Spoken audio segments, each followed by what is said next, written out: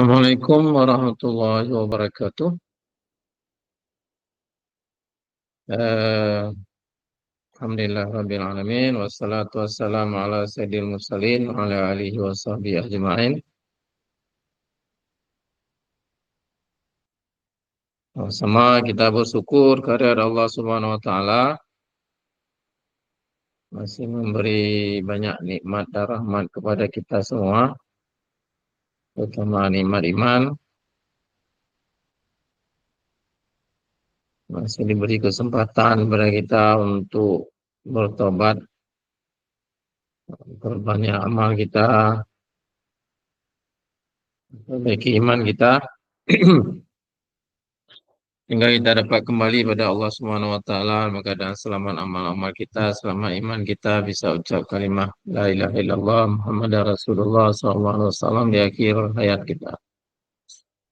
Salawat beserta salam sama-sama kita sanjungkan ke hariban Rasulullah sallallahu alaihi wasallam, keluarga beliau, sahabat beliau, tabi'in, tabi'in, lama mutaqaddimin, lama mutaakhirin, dan orang-orang yang melanjutkan perjuangan beliau hingga akhir zaman. Senang sekali Bapak Ibu kami bisa Bangki bicara di mana saja berada. Malam ini kita masih diberi kesempatan oleh Allah Subhanahu wa taala untuk bisa berjumpa kembali dalam rangka membahas satu topik yang masih hangat ini. Masih banyak teman-teman yang mempertanyakan bagaimana memenuhi jam mengajar guru yang 24 JP itu, jam pelajaran.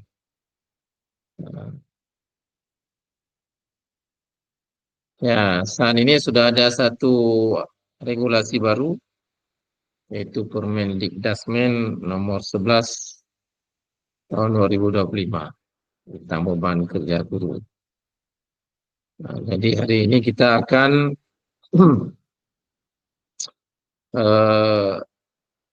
mengupas tuntas dalam waktu yang singkat-singkatnya tentang Peraturan Menteri Pendidikan Dasar dan Menengah Republik Indonesia nomor 11 tahun 2025 tentang pemenuhan beban kerja guru.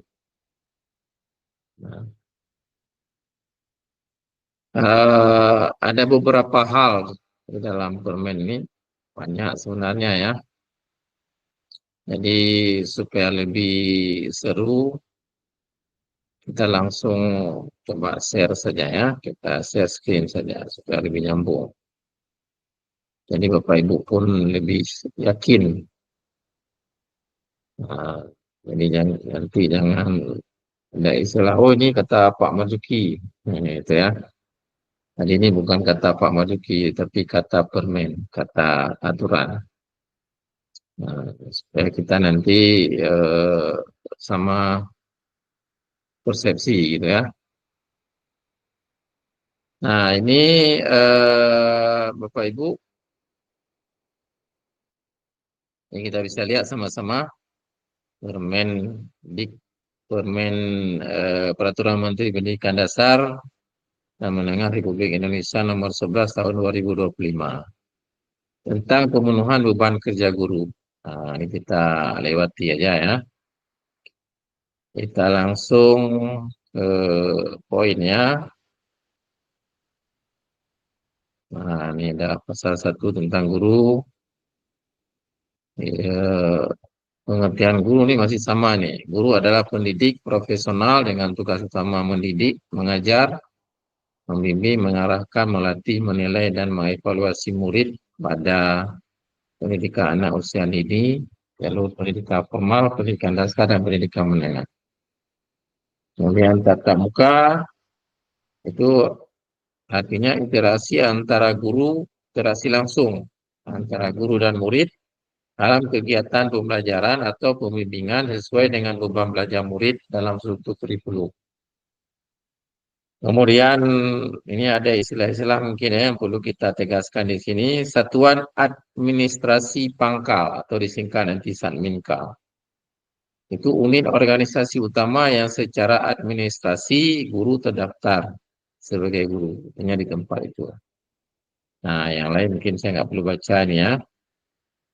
Nah, ini yang pertama. Di pasal 2-nya, guru melaksanakan beban kerja selama 37 jam dan 30 menit jam kerja dalam satu minggu, tidak termasuk jam istirahat. Jelas ya. Kemudian sebagai guru itu bisa diberi penugasan sebagai kepala satuan pendidikan, pendamping satuan pendidikan atau pengawas sekolah, atau pendidik pada jalur pendidikan non formal sesuai dengan ketentuan peraturan perundang-undangan. Nah, baik. Pelaksanaan beban kerja selama 37 jam, 30 menit jam kerja sebagaimana dimaksud pada pasal 2 di atas mencakup kegiatan yang pertama merencanakan pembelajaran dan pembimbingan. Ini kalau Bapak Ibu Dewan Guru sudah paham nih. Ya, membuat RPP modul ajar atau modul ajar kemarin istilahnya, itu masuk dalam tugas pokok. Yang kedua melaksanakan pembelajaran atau pembimbingan. Pembimbingan ini untuk guru, bimbingan konseling. Kemudian yang ketiga menilai hasil pembelajaran atau pembimbingan. Dan yang keempat membimbing dan melatih murid. Kemudian melaksanakan tugas tambahan yang melekat pada pelaksanaan kegiatan pokok sesuai dengan beban kerja guru. Itu ya. Kemudian di pasal 4-nya itu menjelaskan tentang merencanakan pembelajaran atau pembimbingan. Mana yang termasuk dalam kegiatan merencanakan. Yang pertama, pengkajian kurikulum pembelajaran atau kurikulum pembimbingan atau kurikulum program kebutuhan khusus pada satuan pendidikan. Itu sesuai dengan sekolahnya masing-masing dan sesuai dengan tupoksi. Jadi ada guru mata pelajaran, ada guru bimbingan. Yang kedua, pembuatan rencana pelaksanaan pembelajaran atau rencana pelaksanaan pembimbingan sesuai standar proses. Baik, yang kedua menyangkut dengan melaksanakan pembelajaran atau pembimbingan. Ini merupakan pelaksanaan dari perencanaan pembelajaran atau pembimbingan yang sudah dibuat. Kemudian pelaksanaan pembelajaran sebagaimana dimaksud pada ayat 1 dilakukan pada kegiatan intrakurikuler, co-kurikuler, dan ekstra. Sesuai dengan ketentuan peraturan perundang-undangan. Sementara pelaksanaan pembimbingan sebagaimana dimaksud pada ayat 1 dilakukan melalui bimbingan dan konseling untuk mendukung pembelajaran dan kemandirian murid. Guru melaksanakan pembelajaran atau pembimbingan pada saat mingkar. Antara guru pendidikan khusus ditugaskan pada unit layanan disabilitas dan guru aparatur sipil negara yang didistribusikan pada satuan pendidikan yang diselenggarakan oleh masyarakat melaksanakan pembelajaran atau pembimbingan sesuai dengan ketentuan dan perundang-undangan. Lalu di pasal 7, menilai hasil pembelajaran atau pembimbingan sebagaimana dimaksud pada pasal 3 huruf C merupakan proses pengumpulan dan pengelolaan informasi untuk mengukur pencapaian hasil belajar atau perkembangan murid. Ini ya. Kemudian yang dimaksud dengan membimbing melatih yang mana? Itu yang pertama dilakukan pada kegiatan co-kurikuler dan atau pada kegiatan ekstrakurikuler sesuai dengan ketentuan peraturan perundang-undangan. Nanti kita akan lihat penjelasannya lebih lanjut. Baik, pelaksanaan pembimbingan dan pelatihan sebagaimana dimaksud pada pasal 8 itu termasuk melaksanakan tugas sebagai guru wali. Nah, jadi ini guru wali ya, bukan wali kelas. Wali kelas lain lagi. Itu tugas tambahan. Tugas guru wali, ini mungkin yang baru ya, ini sebenarnya beberapa sekolah sudah melaksanakan. Ada yang menggunakan istilah guru wali, ada yang menggunakan istilah guru asuh. Kira-kira ini hampir sama ya, tapi berbeda dengan wali kelas. Tugas guru wali sebagaimana dimaksud pada ayat 1 paling sedikit melaksanakan pendampingan akademik, pengembangan kompetensi, keterampilan, dan karakter murid dampingan. Pendampingan kepada murid sebagaimana dimaksud pada ayat 1 dilakukan oleh guru wali kepada murid sejak yang bersangkutan terdaftar sebagai murid hingga menyelesaikan pendidikannya pada satuan pendidikan yang sama. Nah, jadi guru wali ini dia selama dia sekolah dari kelas 1 sampai kelas terakhir. Jadi kalau di SD dari kelas 1 sampai kelas 6, di SMP dari kelas 7 sampai kelas 9. Ini mirip-mirip dengan dosen wali lah di perguruan tinggi ya. Dosen wali. Kemudian guru wali sebagaimana dimaksud pada ayat 2 merupakan guru mata pelajaran pada sekolah menengah pertama, sekolah menengah pertama luar biasa, sekolah menengah atas luar biasa, dan sekolah menengah kejuruan, atau sekolah menengah kejuruan luar biasa. Ini berarti SMP dan SMA, SMK aja ya. Jadi mungkin yang enggak sudah ada guru kelas mungkin. Dalam melaksanakan tugas, guru wali berkolaborasi dengan guru bimbingan dan konseling dan guru wali kelas. Nah, ini beda ya. Di guru wali dan guru wali kelas beda. Nah, jadi apabila seorang guru dia tidak cukup jam mengajar 24, nah dia boleh dipenuhi dengan tugas tambahan. Apa aja tugas tambahannya? Yang melekat pada pelaksanaan tugas pokok. Ya, sesuai dengan beban kerja guru, nah itu dimulai dari wakil kepala sekolah, kepala satuan pendidikan, ketua program keahlian, satuan pendidikan, kepala perpustakaan satuan pendidikan, kepala laboratorium, bengkel atau unit produksi, teaching factory satuan pendidikan, itu di SMK ya. Nanti kita akan lihat berapa jam ya diakui. Jadi kita lihat di lampiran penjelasannya. Pembimbing khusus pada satuan pendidikan yang menyelenggarakan pendidikan inklusif atau pendidikan terpadu atau tugas tambahan selain sebagaimana dimaksud dalam huruf A sampai dengan huruf E yang terkait dengan pendidikan satuan pendidikan. Nah, tugas tambahan sebagaimana dimaksud pada ayat 1, huruf A sampai dengan huruf D itu dilaksanakan pada saat minta. Sementara huruf E sampai F itu dilaksanakan pada saat minta atau boleh di luar saat minta. Nah, jadi pembimbing itu dan F itu boleh dilaksanakan di luar saat minta.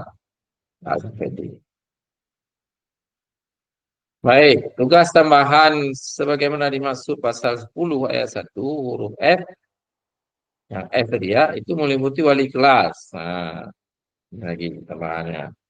Pembina organisasi siswa intrasekolah, pembina OSIS, pembina ekstrakurikuler, koordinator pengembangan kompetensi, pengurus bursa kerja khusus pada sekolah menengah kejuruan, guru piket, pengurus lembaga sertifikasi profesi pihak pertama, koordinator pengolahan kinerja guru, koordinator pembelajaran berbasis proyek, koordinator pembelajaran pendidikan inklusi, tim pencegahan dan penanggulangan kekerasan, satuan tugas perlindungan pendidik dan tenaga pendidikan, pengurus kepanitiaan acara di satuan pendidikan, pengurus organisasi bidang pendidikan, tutor pada pendidikan kesetaraan, instruktur atau narasumber atau fasilitator pada program pengembangan kompetensi tingkat nasional di bidang pendidikan. Kemudian peserta pada program pengembangan yang terstruktur yang dilakukan pada lembaga penyelenggara pelatihan, kelompok kerja guru dan tenaga kependidikan, komunitas pendidikan, organisasi profesi. Kemudian koordinator kelompok kerja guru, musyawarah guru mata pelajaran, tingkat provinsi, kabupaten, dan gugus. Kemudian pengurus organisasi kemasyarakatan non-politik atau pengurus organisasi pemerintahan non-struktural. Tugas tambahan lain sebagaimana dimaksud pada ayat 1 huruf A sampai huruf L laksanakan pada saat nikah. Tugas lain huruf L pada ayat satu huruf M sampai huruf R laksanakan pada sarjengkal atau boleh di luar. Tugas tambahan lain eh, pada ayat satu dapat dihitung sebagai pemenuhan jam tatap muka. Nah, ini dia. Ya, untuk memenuhi 24 jam. Jadi itu dia. Kemudian rincian ekuivalensi tugas tambahan lain sebagaimana dimaksud pada ayat satu tercantum dalam lampiran. Ya. Jadi ini kita langsung aja ke lampiran berapa jam dia diakui. Nah ini inti pembicaraan kita malam ini itu ya. Nanti kalau ada tanggapan pertanyaan nanti boleh kita ulas lagi.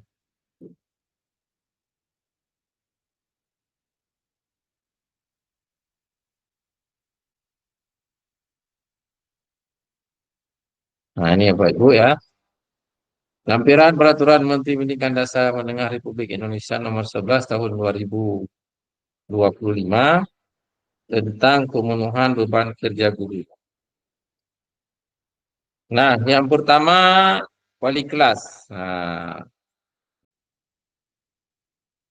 Nah, jadi untuk tugas wali kelas itu diakui 2 jam pelajaran.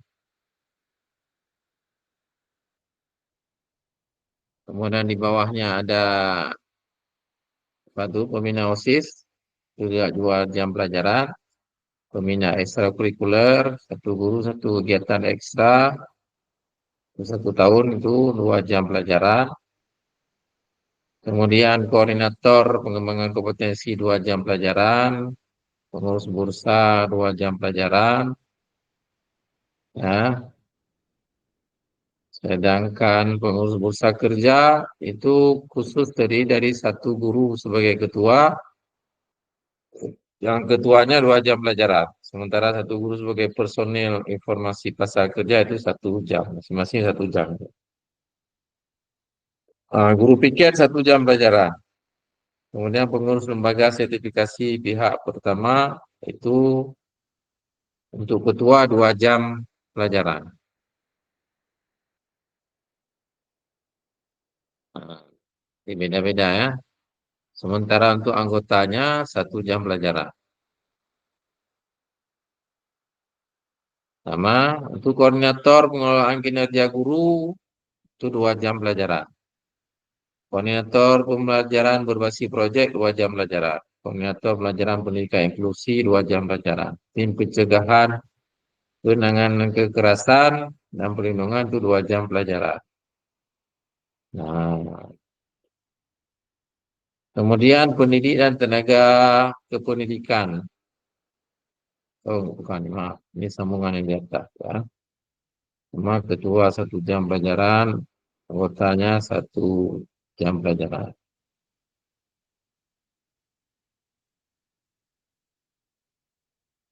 Kemudian pengurus kepanitiaan acara di satuan pendidikan, itu 1 jam pelajaran. Pengurus organisasi bidang pendidikan, satu guru pada satu jabatan paling singkat 1 tahun menjabat sebagai ketua sekretariat atau bendahara di tingkat nasional, provinsi, dan kabupaten kota. Pengurus organisasi bidang tingkat nasional itu 3 jam, tingkat provinsi 2 jam, tingkat kabupaten kota 1 jam. Kemudian tutor pada pendidikan kesetaraan, bertugas maksimal 6 jam tatap muka, paling singkat 1 semester. 1 jam tatap muka bertugas sebagai tutor dengan 1 jam tatap muka pelaksanaan tugas guru. 1 jam dihitung. Kemudian eksekutif narasumber atau fasilitator pada program pengembangan kompetensi tingkat nasional bidang pendidikan. Satu guru untuk satu program itu dihitung 1 jam pelajaran. Serta program pengembangan kompetensi yang terstruktur yang dilakukan dari lembaga penyelenggara kelompok kerja guru. Dan seterusnya itu 1 jam. Ini Bapak Ibu nanti boleh lihat lagi lebih rinci di permennya ya. Kemudian kelompok kerja guru, GMP ya, itu 1 jam.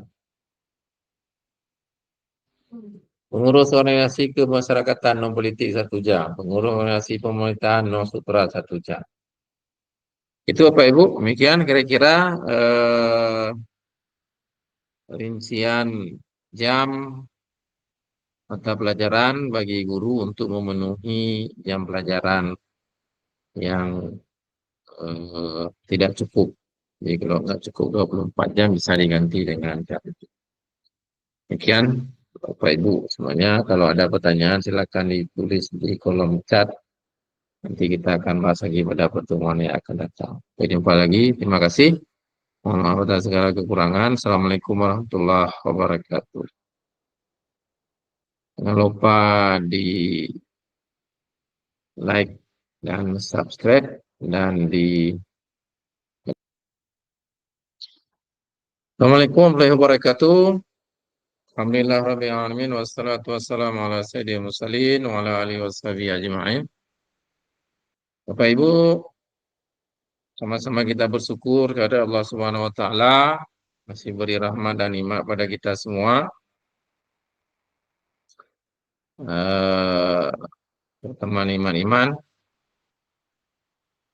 dan umur kesempatan untuk kita dapat bertobat dan perbaiki amalan kita, perbaiki iman kita sehingga kita dapat kembali pada Allah Subhanahu wa taala dalam keadaan selamat amal-amal kita, selamat iman kita, bisa ucap kalimah la ilaha illallah Muhammadar Rasulullah sallallahu alaihi wasallam di akhir hayat kita. Selawat beserta salam sama-sama kita sanjungkan ke haribah Rasulullah sallallahu alaihi wasallam, keluarga beliau, sahabat beliau, tabi'in, tabi'in, lama mutaqaddimin, lama mutakhirin, orang-orang yang melanjutkan perjuangan beliau hingga akhir zaman. Bapak Ibu, mari hari ini kita coba membahas tentang bagaimana guru memenuhi 24 jam pelajaran eh, menurut regulasi terbaru.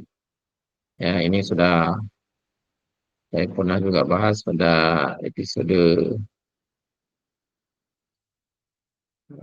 sebelumnya. Ini mungkin sambungannya sedikit ya. Kita sudah sebutkan tadi eh, apa saja tugas tambahan untuk menambah. Sekarang kita lihat rincian di lampirannya. Nah, berapa JP diakui ya. Kita akan lihat sekarang lampiran permennya.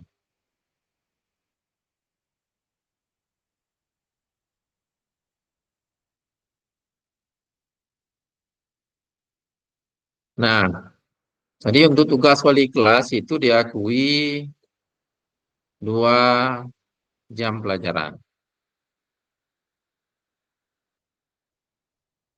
Kemudian di bawahnya ada pembina OSIS, juga 2 jam pelajaran. Pembina ekstrakurikuler, 1 guru, 1 kegiatan ekstra, 1 tahun itu 2 jam pelajaran. Kemudian koordinator pengembangan kompetensi 2 jam pelajaran, pengurus bursa 2 jam pelajaran, ya. Sedangkan pengurus bursa kerja itu khusus terdiri dari 1 guru sebagai ketua, yang ketuanya 2 jam pelajaran. Sementara 1 guru sebagai personil informasi pasar kerja itu 1 jam, masing-masing 1 jam. Guru piket 1 jam pelajaran. Kemudian pengurus lembaga sertifikasi pihak pertama itu untuk ketua 2 jam pelajaran.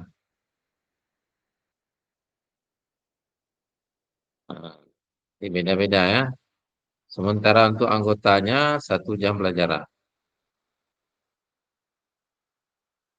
Sama untuk koordinator pengelolaan kinerja guru itu 2 jam pelajaran.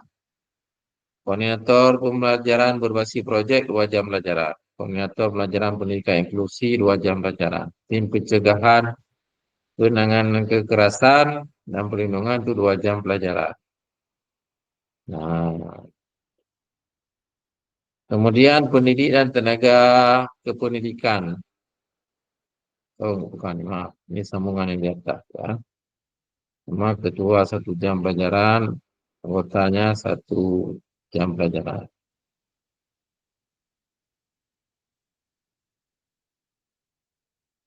Kemudian pengurus kepanitiaan acara di satuan pendidikan, itu 1 jam pelajaran.